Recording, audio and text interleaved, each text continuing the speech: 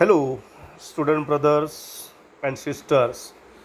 Now we are going to focus our attention on grammar section. In the last month, we have gone through the grammar sentences like frame a WH question, frame a rhetorical question, use if or unless.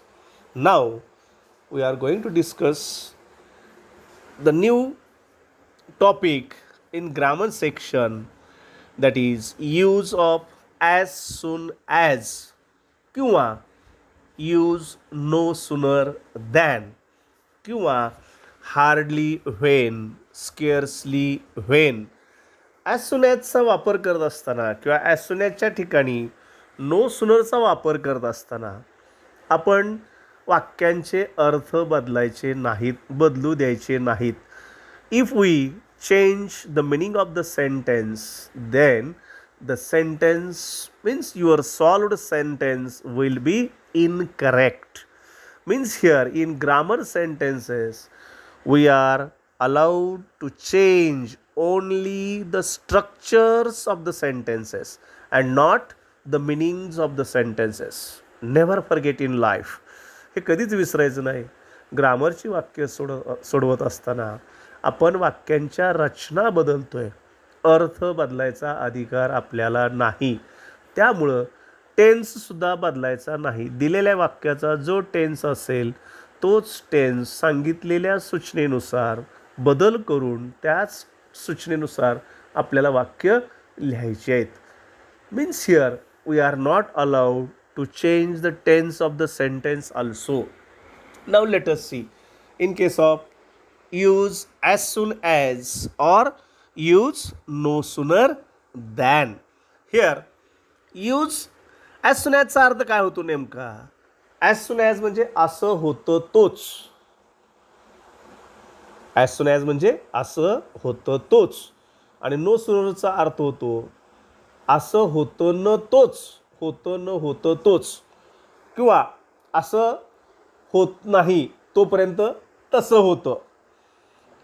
म्हणजे असं होतं तोच म्हणजे आई प्रश्न विचारते तोच मुलगी उत्तर देते. उदाहरण सांगितलं या ठिकाणी.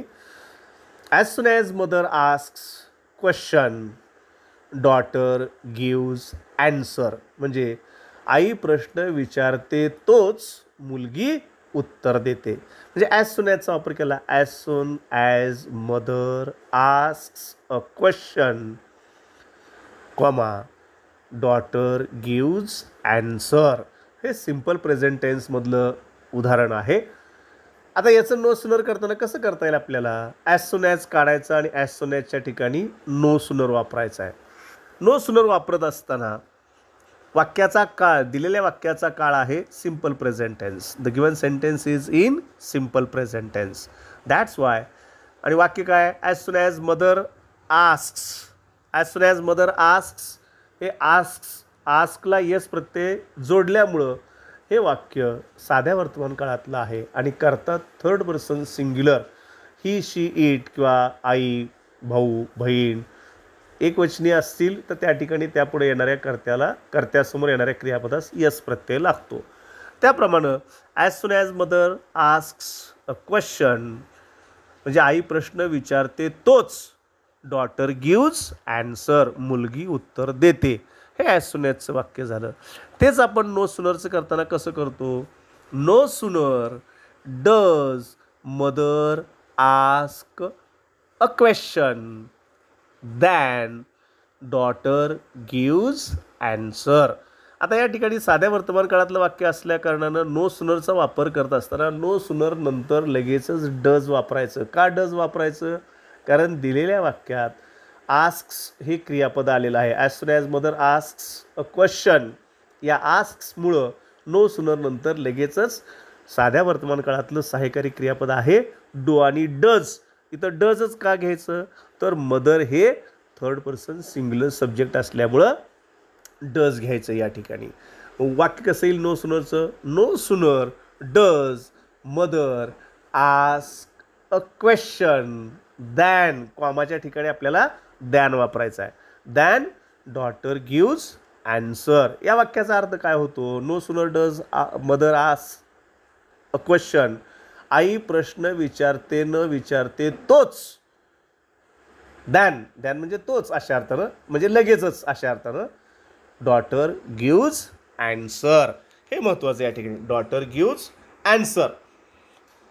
मग या ठिकाणी ॲज सून ॲजची वाक्य, ॲज सून ॲज ज्या ठिकाणी आहे त्या ठिकाणी नो सूनरचा वापर करायचा आणि ज्या ठिकाणी वाक्यात कॉमा आहे त्या ठिकाणी दॅनचा वापर करायचा आहे.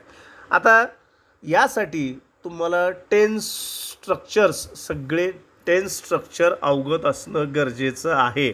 जर टेन्स स्ट्रक्चर जर तुम्हाला अवगत नसतील तर तुम्हाला ग्रामरची कुठलीही वाक्य सोडवता येणं अडचणीचं होऊ शकतं. Means here before trying to learn or trying to solve all types of grammar sentences, you must try to achieve command over all types of tense that I had already uploaded you during the last year. This year we can't focus our attention on tense. It is your duty to achieve command over tense. All types of tense, जे काही 12 प्रकार आहेत उपप्रकारासहित, म्हणजे वर्तमानकाळ, भूतकाळ आणि भविष्यकाळ, प्रत्येकाचे परत 4-4 प्रकार. तर त्या प्रत्येक 4 प्रकारच्या रचना, या रचनांवरती तुमचं कमांड असणं गरजेचं आहे. If you don't have command then it will be difficult for you to solve all types of grammar sentences. So it's a kind saying to all student brothers and sisters that you must have your command over 10 structures.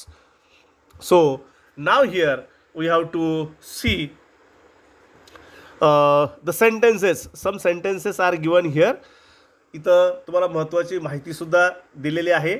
या माहितीनुसार तुम्ही त्याचा वापर करू शकता. इथं महत्त्वाची very important म्हणून दिलेलं आहे.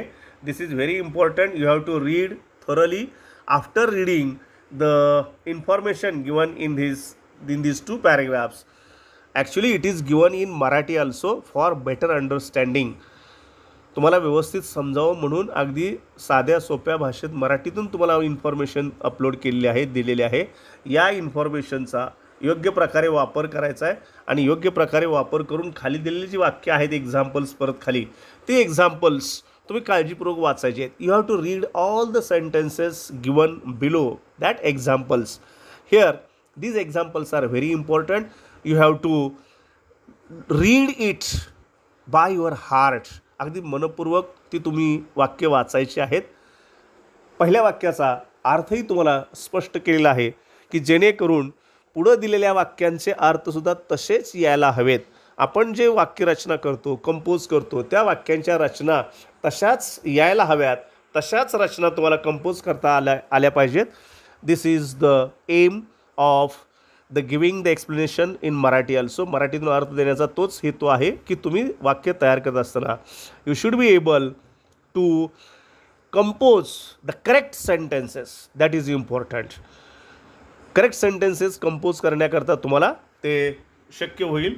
मग आता एक्झाम्पल देत असताना इथं परत एक वाक्य बघा. आपण एक्झाम्पल इथं दिलेलं आहे की पहिलं वाक्य काय? As soon as mother sends a message brother comes early. As soon as mother sends a message brother comes early. आई असा निरोप पाठविते तोच भाऊ लवकर येतो. पुढं काय म्हणलेलं आहे? हे पॉझिटिव्ह सेंटेन्स आहे.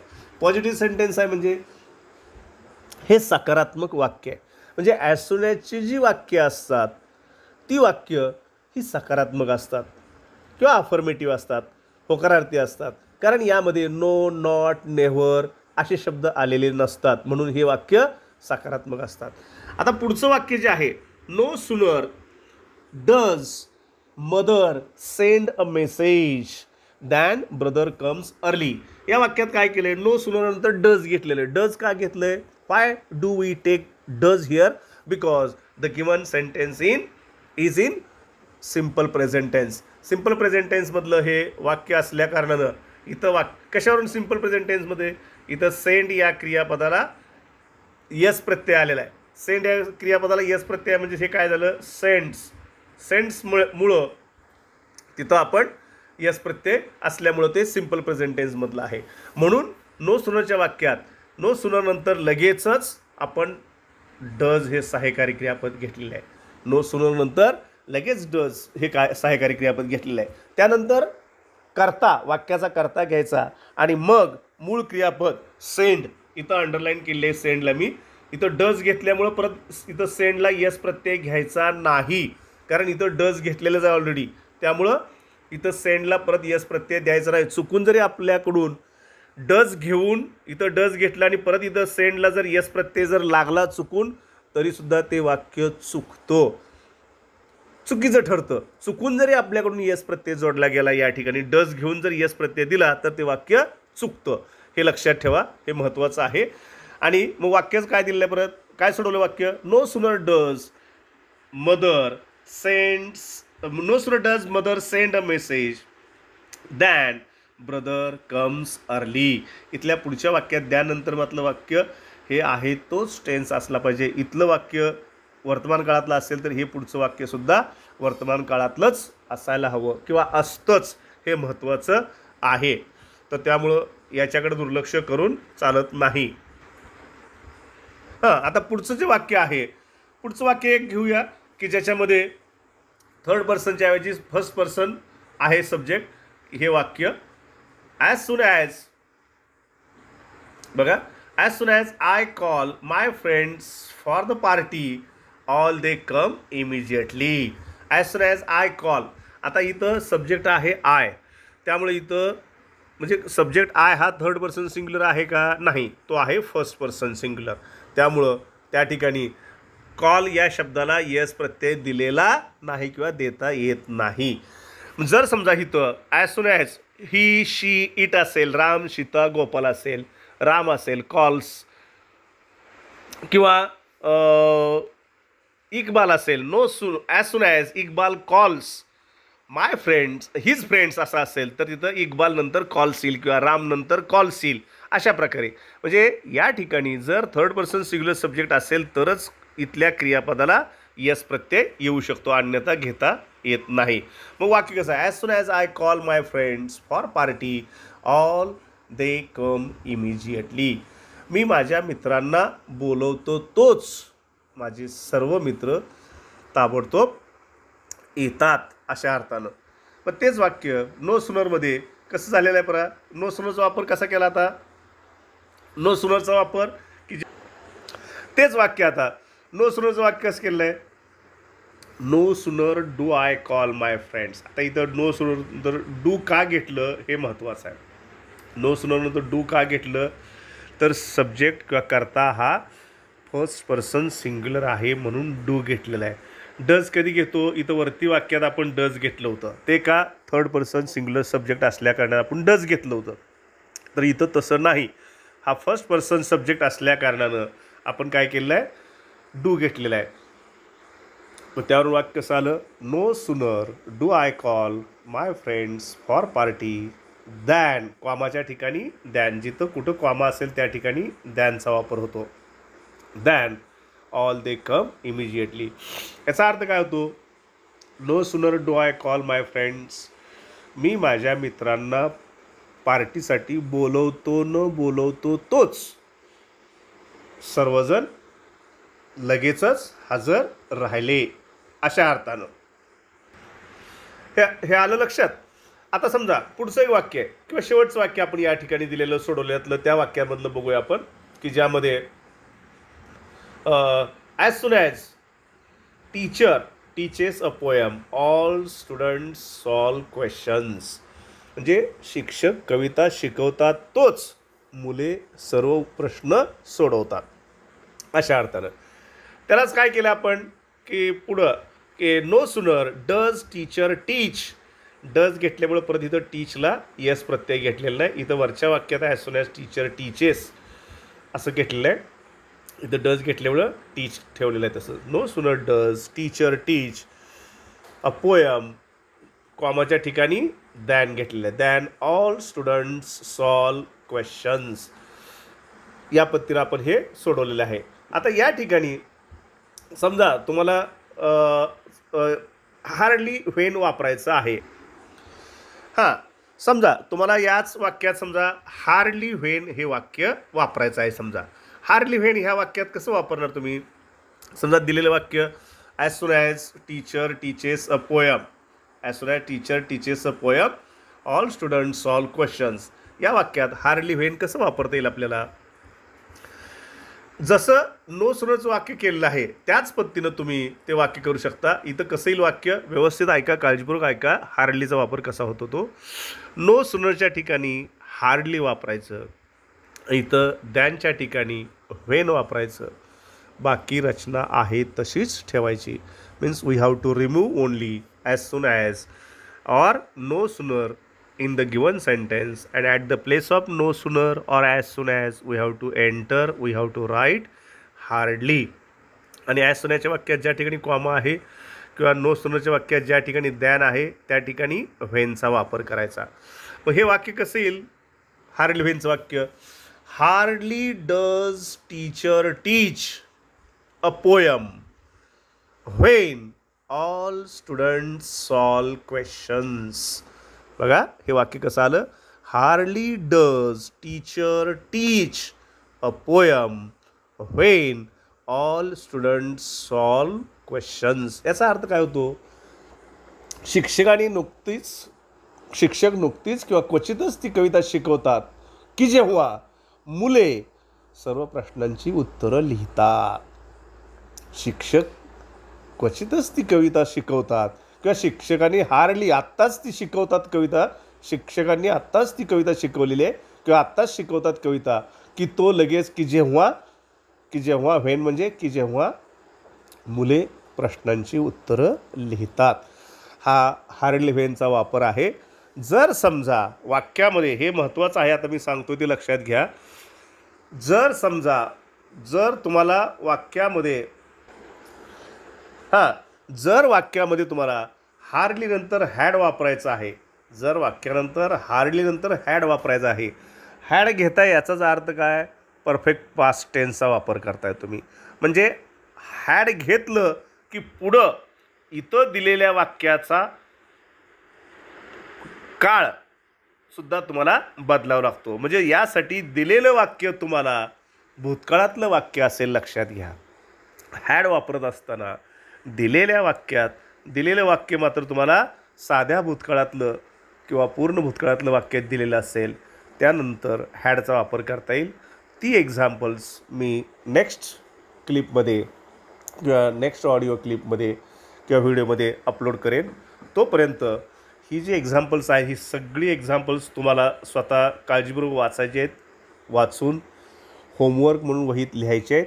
याशिवाय या पद्धतीची किंवा इतर पुस्तकामध्ये, इतर ग्रामरच्या पुस्तकामध्ये असतील किंवा तुमच्याकडे गाईड असेल तर गाईडमध्ये असतील, wherever you find such sentences of as soon as or no sooner, you may collect that sentences, you may solve that sentences. ती वाक्य तुम्ही एकत्र कलेक्ट करायची, ती सोडवायची. सोडवत असताना if you face any difficulty you may call me immediately. Or while solving sentences, if you have any difficulty, you may call me immediately. But don't forget or don't leave any grammar sentence behind without understanding. कुठलंही ग्रामरचं वाक्य न समजता पाठीमागं सोडून द्यायचं नाही. या ठिकाणी एक महत्त्वाचं आहे, तुमचा टेन्सवरती प्रभुत्व असणं गरजेचं आहे. वाक्य जर वर्तमान काळातलं असेल तर नो सुनर नंतर डू आणि डज घेता येतं, हे महत्त्वाचं आहे. जर वाक्य भूतकाळातलं असेल नो सुनर नंतर डीड घेता येतं, डीड घेतल्यानंतर मूळ क्रियापद आहे तसं घ्यायचं. जसं डज नंतर इथं आपण मूळ क्रियापद घेतलं तसंच डीड नंतर मूळ क्रियापद घ्यायचं. बाकीचे चेंजेस नेहमीप्रमाणे करायचे, हे लक्षात ठेवा. फक्त जर साध्या भूतकाळातलं वाक्य असेल तरच नो सुनर नंतर डीड येतं. म्हणजे सहाय्यकारी क्रियापद डीड हे घ्यावं लागतं जर दिलेलं वाक्य ॲज सून ॲजचं वाक्य जर सिम्पल पास्ट टेन्समधलं असेल. तर नो सुनरचं वाक्य बनवत असताना नो सुनर नंतर लगेचच डीड घ्यायचं, त्यानंतर सब्जेक्ट ऑफ द सेंटेन्स आणि त्यानंतर मूळ क्रियापद घ्यायचं आणि बाकीचं वाक्य ॲज युजल नेहमीप्रमाणे सोडवायचं. हा अतिशय महत्त्वाचा फरक लक्षात घ्या. जर समजा वाक्यामध्ये इतर सहाय्यकारी क्रियापद दिलेले असतील, तर इतर सहाय्यकारी क्रियापद दिलेले असतील तर ती जशीच्या तशी सहाय्यकारी क्रियापद नो सुनर नंतर घ्यायची. ती एक्झाम्पल्स मी तुम्हाला नंतर सॉल्व करून त्याचा फोटो अपलोड करेन, की त्यानुसार इतर सर्व एक्झाम्पल्स तुम्ही सोडवाल अशी आशा आहे. In case of queries or difficulties, you may call me, you may ask me. Whenever you face difficulties, you may ask me. Till then, have a nice time. Enjoy your learning on online. Okay, thank you.